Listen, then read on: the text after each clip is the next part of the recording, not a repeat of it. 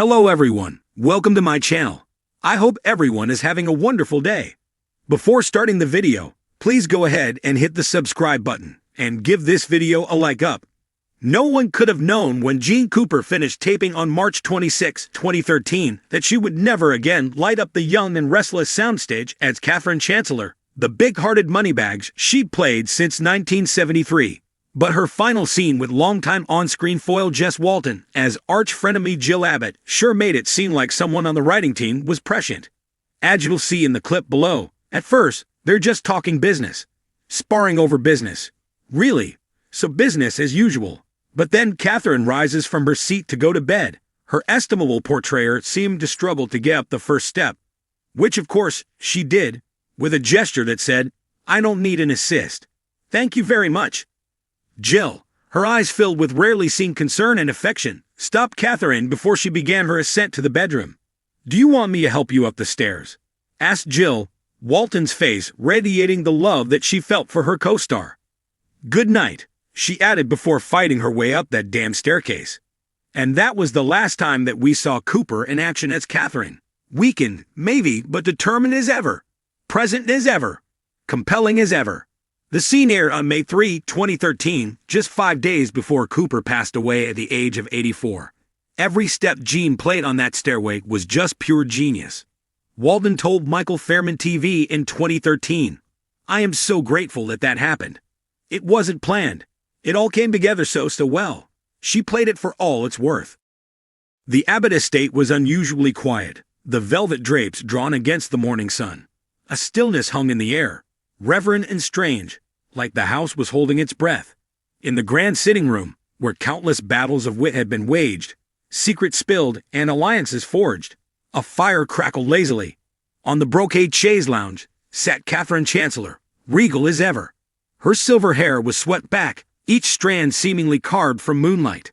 She wore her signature pearls, a soft dove-gray silk blouse, and slacks that whispered elegance without shouting it. In her hand, a porcelain teacup trembled slightly, though she masked it with practiced grace. She turned her head toward the window where the light struggled through. "Funny," she said aloud, though no one else was in the room. "It used to be I'd wake up and want to conquer the day.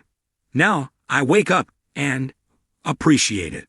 The door opened gently, and Jill Foster Abbott walked in, her heels clicking against the marble. Of course it would be Jill. There was never going to be a final curtain without her. Well, Jill said, trying to sound flippant, though her voice cracked just slightly. "You're up early, or is it late for you?" Katherine chuckled, the sound low and smoky. "At my age, Jill, early and late blur together. It's just awake and not." Jill walked closer, stopping at the edge of the rug as if it were a border she'd crossed many times, but now hesitated to. "You look different." "Don't be cryptic, it doesn't suit you," Katherine replied with a smirk. "Say what you mean." Jill's arms folded across her chest. "You look peaceful." "That's not a word I ever thought I'd associate with you." Katherine leaned back, her smile fading into something softer. "Maybe I'm just finished with the fight." Jill's face changed. Gone was the exasperation, the lifelong push-pull of rivalry. She moved forward, kneeling beside the woman who'd been her greatest adversary, and somehow a maternal figure all the same. Katherine placed her hand over Jill's, her fingers thin but still strong. "I'm all right," she said. "I'm ready." The silence that followed was thunderous. For a moment, all the decades they'd shared, the fights, the reconciliations, the betrayals, the laughter, hung between them like crystal on a chandelier, shimmering and fragile. "You can't just say things like that, Katherine," Jill said, the steel in her voice returning, but tears betraying her. "You don't get to choose when. That's not how this works." Jill shook her head fiercely. "Don't do this. Don't you dare make this your exit. Not with a cup of tea and some wistful monologue." Then Katherine, ever the queen, slowly rose from her seat. She walked to the fireplace, gazing into the flames. Her reflection flickered in the glass above the mantel. A woman shaped by time, grief, triumph, and resilience. "I've lived 10 lives in one," she said, more of herself than anyone else. "I've loved recklessly, fought bitterly, mourned deeply, and God help me, I've laughed more than anyone thought I deserved to." Katherine turned slowly, her face framed by the fire's golden light. It will look like what we've built. Not just me. You, Nikki, Victor, Neil, all of you. The city doesn't stop when one of us steps away. It evolves. That's the beauty of it. A quiet knock at the door interrupted them. It creaked open, and in walked Nikki Newman, eyes damp but resolute. "I felt like I should be here," she said softly. "I remember the first day I met you," Nikki said, her voice trembling. "You scared the life out of me." "I didn't give you anything," Katherine replied. "You had it in you all along. I just reminded you." The three women stood in silence, the weight of decades between them, the echo of memories. Outside, birds began to chirp. Spring in Geno City. The world moved forward, unaware that its matriarch was preparing her farewell.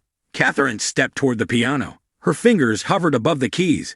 Katherine played a few soft chords. Nothing grand, just the beginning of something. Her voice, aged but rich, hummed the tune of an old lullaby her mother used to sing. The notes drifted through the room, carrying sorrow and serenity in equal measure. The camera lingered not on her face, but on the reactions of those left behind. Jill, stunned and tearful. Nikki, hands over her mouth. The fire crackling still, but somehow dimmer. The screen faded slowly to black, and in elegant script, her final tribute appeared. A soft piano version of the show's theme played as old black and white stills of Jeanne's earliest scenes flickered across the screen. Her laughter, her defiance, her elegance, her legacy.